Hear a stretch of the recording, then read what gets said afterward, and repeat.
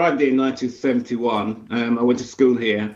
In 1980, I joined the army. 1993, I came out and I was working all around the country. And in 2013, moved back to Birmingham, and I came across a hostile environment. How did it arrive in your life? So you had absolutely no idea that your status in this country, particularly perhaps as an ex-soldier, was in any way questionable.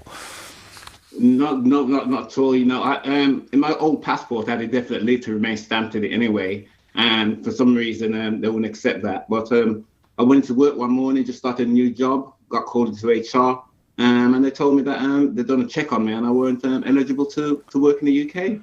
Did you think they'd made a mistake? Well, I don't know. It was devastating anyway. It just, I don't know what to say. I stood there and I just took it. And what did you do next? Went home, brought back my vodka and had a good go. Crikey. I didn't have a clue what to do really at the end of the day. So I went back to DWP to try and sign on, and they turned me away, and things just went downhill from there. So how old were you when this happened? 50. So just turned 50. 43. How long were you in the army for? 13 years. So 43 years in this country, 13 of them in the army, and at the age of 50, you essentially get told you've got no right to be here. Yes. It was devastating. Two things. We'll go into more detail about what happened next in your particular case. But given the reporting and the coverage of the Windrush scandal when it first emerged, and you're right to mention the hostile environment, I think these policies were a direct result of things introduced by Theresa May's Home Office. Political point scoring. Possibly. I mean, I'm not going to dispute your right to say that. You were on the receiving end of it. It's hard to know what it was designed to do, if not to appease a certain quite unpleasant section of society. But some of it would have happened by accident and unintentionally.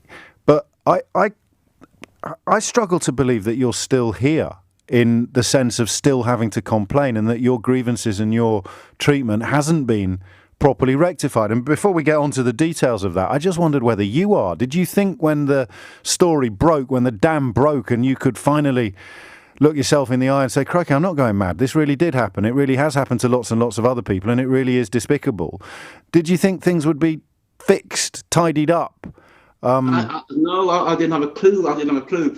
Between 2013 and 2018, I didn't have a clue. I didn't think that anyone else was in the same position as me. Wow. It was only in 2018, when the story broke in the papers, that I realised that other people were involved. I didn't have a clue what was going on. And that's why the story didn't emerge, probably, because you all Windrush victims, and I think you're comfortable with that word, I can't think of a better one, all Windrush victims thought they were alone, or most of them thought they were alone. Yes, it was in 2018. I brought a phone. I brought a phone in 2018, and I discovered Twitter. And I went onto Twitter, and I discovered there's lots and lots of people on Twitter discussing the same thing. Good grief! Good grief! Because of Twitter. And yet, 3 years later, you're far from happy with the way things have been handled. Let's rewind a little. You can have as much time as you want on the programme. It's very important that all of these stories get more coverage, continuing coverage. So, I mean, it's almost like a sort of Franz Kafka story or a really bad dream. You suddenly were refused access to work, to NHS services, and to welfare. So how did you live? Okay, this is where it gets really complicated. Luckily for me, I had a small military pension. Right. So I could live on that. But what I then did was DWP would not pay me any benefits. So I took them to a tribunal. The judge at the tribunal said, Mr. Williams must have had indefinite leave to remain, so you have to pay him. I went back to my job centre. They paid me, but I could not work. For 3.5 years, I went to the job centre every 2 weeks, signed on, but was unable to work. That's insane. DWP would not help me. All the managers just washed their hands of me. And the access to the NHS became a particularly acute problem, didn't it, shortly after this? Yes, it did. I think it was about 2014, I had a really, really bad mouth infection. It just kept coming and going, kept coming and going. So in the end, I thought about it, long-term pain or short-term pain. So I took the short-term pain and took most of my teeth out with the help of a bottle of vodka. I mean, I couldn't allow it to go on long-term. I had to do something about it. And because you couldn't see a dentist and you couldn't afford to go privately, very simply. Couldn't afford it. No, I had no money.